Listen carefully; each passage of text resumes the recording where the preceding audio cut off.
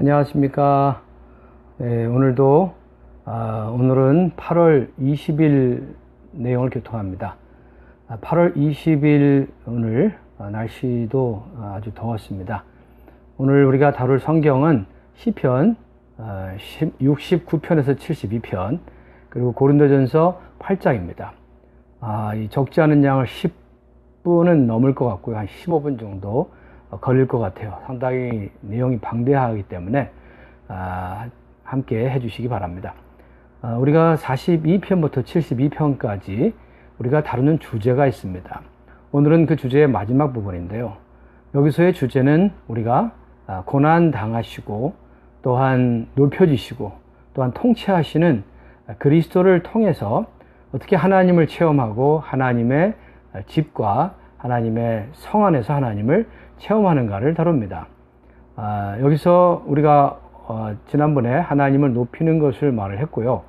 오늘 우리가 69편부터 72편까지 주로 그분의 고난당하심과 그분이 다스리는 것을 언급할 것입니다. 자, 여기서 69편은 그분의 고난당함을 말하고요. 72편은 우리에게 그분이 어떻게 통치하시는가를 얘기하죠. 중간에 있는 두 편, 70과 71은 이러한 시편의 저자들의 정서에 혼잡한 것을 다시 한번 언급합니다. 자, 여기서 69편을 보겠습니다. 이것은 주님의 고난을 말을 하는데요. 이사야서 53장은 개략적으로 주님이 슬픔의 사람이라고 말을 합니다. 그러나 그분이 어떻게 이러한 고난을 겪었는가를 69편을 통해서 자세히 볼 수 있는데요. 사실 그분이 십자가에서 못 박혀 죽으신 것, 창에 찔려 고통당하는 것이 고난이라고 할 수 있겠지만 사실 더 큰 고난, 더 큰 고통은 그러한 외적인, 물질적인 그러한 고통이 아니라 내적인 그러한 고통이 참된 고난입니다. 자, 여기서 1절에 보면은 첫 번째 69편 4절에 보면 까닭 없이 나를 미워하는 자가 나를 머리털보다 많고 라고 말합니다. 주님은 이 땅에서 고난을 당하실 때 그 고난은 어떠한 고난입니까? 까닭 없이, 아무 이유 없이 사람들이 자기를 미워하는 것입니다. 어떤 죄를 범해서가 아니라 아무 까닭 없이, 아무 원인 없이 사람들의 미움을 받는 것은 정말 고통입니다. 자, 두 번째 7절에 있습니다. 내가 주를 위하여 비방을 받았사오니 수치가 나의 얼굴에 덮였나이다. 여기서 비방을 받는 것, 곧 회방을 받는 것을 말하죠. 주님의 고난을 당하시지만 그 고난은 또 어떤 것으로 표현되냐면은 회방, 비방, 사람들이 우리를 가리키면서 비방하는 것, 회방하는 것. 어떤 면에서는 그 존재를 아주 안 좋게 얘기하는 것이죠. 회방하는 것.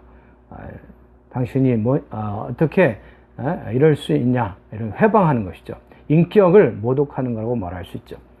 자, 세 번째는요, 9절에 있습니다. 주의 집을 위하는 열정이 나를 삼키고, 비록 주님에게는 이러한 사람들의 미움을 받고 회방을 받았지만, 그러나 그분은 그러한 것에 정말 고통을 있었지만 그분의 마음은 여전히 주님의 집의 열정으로 그분은 삼켜졌습니다. 주님의 집을 갈망하는 그 열정이 그분을 삼켰습니다. 그분의 마음은 여전히 주님의 집에 교회에 있었다는 것이죠. 사람이 이러한 미움을 받고 사람들한테 회방을 받고도 여전히 하나님을 향하여 하나님의 집, 하나님의 교회를 향하여 이러한 열정을 갖는다는 것은 쉬운 게 아닙니다. 이것이 고통 속에서도 여전히 하나님의 마음의 갈망을 마음에 품었다는 것이죠. 자, 네 번째는 29절입니다. 오직 나는 가난하고 슬프오니 하나님이여 주의 구원으로 나를 높이소서. 여기서 주님은 가난하고 슬프다고 말합니다. 여기에서의 슬픔은 아무도 자기를 동정하는 자가 없다는 것이죠. 하나님의 집을 갈망하고 하였지만 아무도 그 심정을 이해해 줄 수 없었다는 것이죠. 우리 믿는 이들에게도 이러한 아무도 동정하지 않은 그러한 우리의 심정을 겪을 때가 있습니다. 이것은 하나의 고통입니다. 자, 다섯 번째는 1절인데요. 여기서 나는 설 곳이 없는 깊은 수렁에 빠지며 깊은 물에 들어가니 큰 물이 내게 넘치나이다. 또 10절에서 내가 곡하고 금식하였더니, 여기 두 구절을 통해서 우리가 볼 수 있는 것은 주님은 깊은 물, 깊은 죽음의 물 속에 들어갔다는 것이죠. 주님이 십자가에 못 박히심은 정말 깊은 그러한 물 속에 들어가신 것입니다. 또한 그러한 고통을 당하실 때 그분은 곡하며 금식하였다고 했는데 눈물로 하나님께 간구하셨다는 것을 말합니다. 우리 주님은 정말 깊은 죽음을 맛보셨죠. 특히 아버지에게서 떠나는 것, 아버지여 왜 나를 버리셨나이까, 이러한 고통이 있을 뿐 아니라 또한 정말 그 죽음의 그러한 고통, 물속에서 구출을 원하는 주님이 그러한 깊은 고통, 내적인 고통을 묘사하고 있었습니다.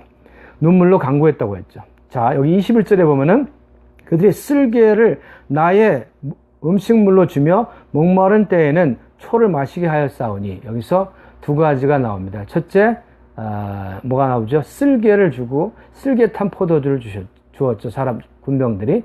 또한 초를 거기에 넣었다고 했습니다. 이것은 다 고통을 감하기 위한 것이죠. 주님은 죽음의 이러한 물에 맛보았지만 그분은 이곳에서 사람들이 주는 쓸개 탄 포도주, 물을 마시지 않았습니다. 목마를 때에도 주님은 우리를 위하여 이러한 고통을 참으셨습니다. 왜? 이러한 고통, 이러한 죄로 인한 고통은 우리가 범했지만 그분이 감당하셔야 했기 때문입니다.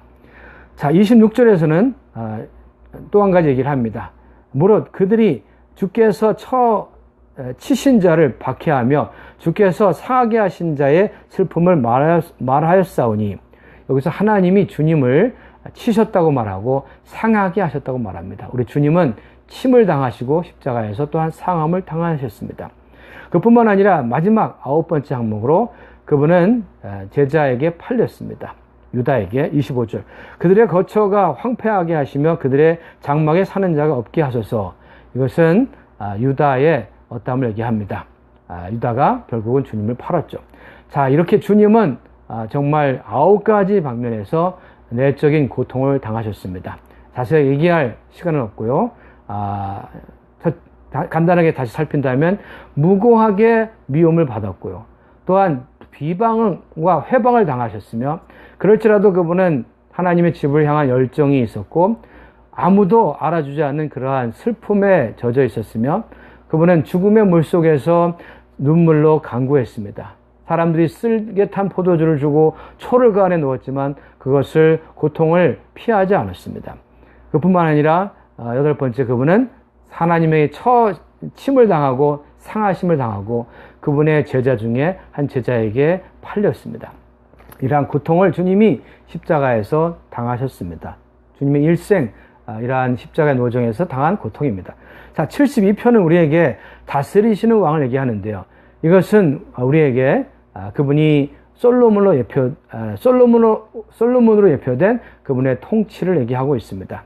어느 때 그분이 이러한 통치를 하십니까?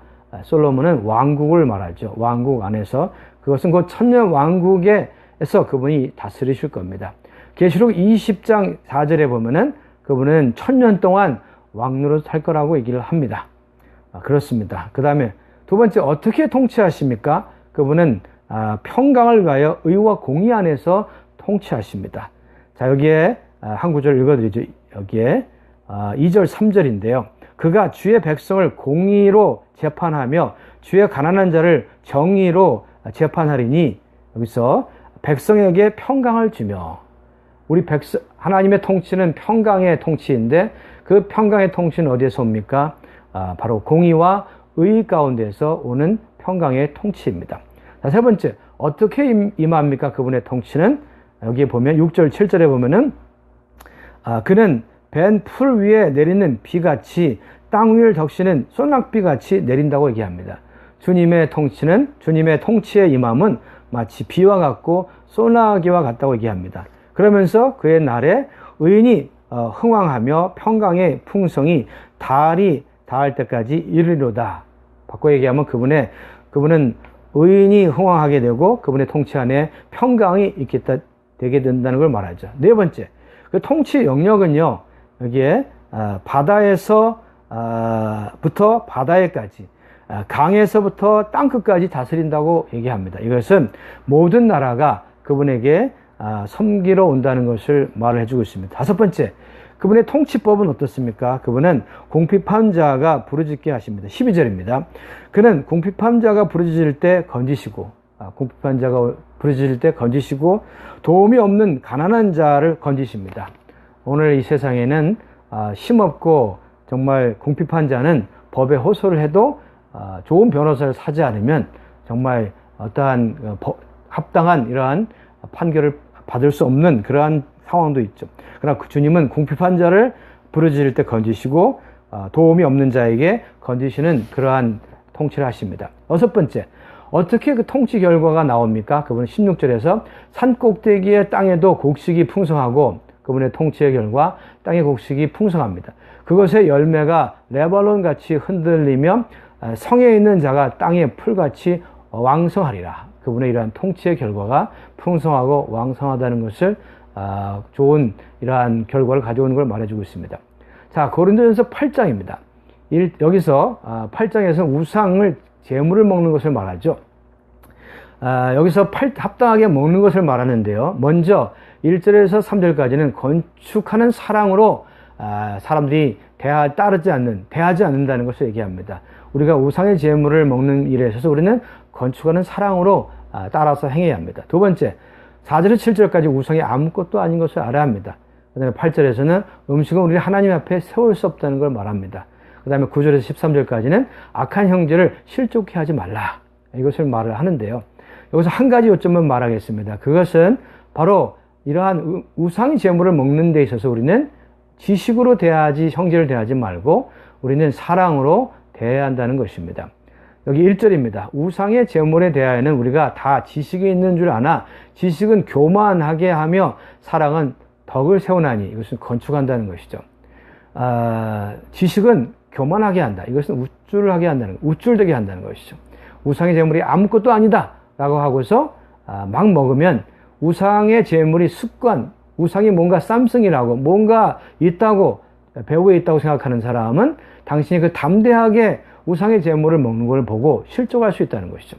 그렇기 때문에 우리는 지식으로 사람을 세울 수 있는 것이 아니라 사랑으로, 사랑한다는 것은 형제의 약한 양심을 고려한다는 것이죠. 우리는 사랑으로 형제를 건축하는 것을 배워야 합니다. 사실 이 지식은요, 선악 지식의 나무, 이러한 선악 지식의 근원으로 연결되는 것이지만 사랑은 생명의 근원인 생명나무에 연결되는 것입니다. 우리는 이러한 사랑이 있을 때 우리는 결국 하나님을 사랑하게 됩니다. 그럴 뿐 아니라 형제를 사랑하게 되죠. 그리고 또 이 사랑을 따라 행하게 됩니다. 결국 이 사랑은 우리 개인을 세울 뿐 아니라 단체적인 교회, 하나님의 교회를 건축하게 됩니다. 우리가 지식으로 우쭐대는 사람이 되지 말고 사랑으로 형제를 고려함으로 건축하는 자 되기 바랍니다.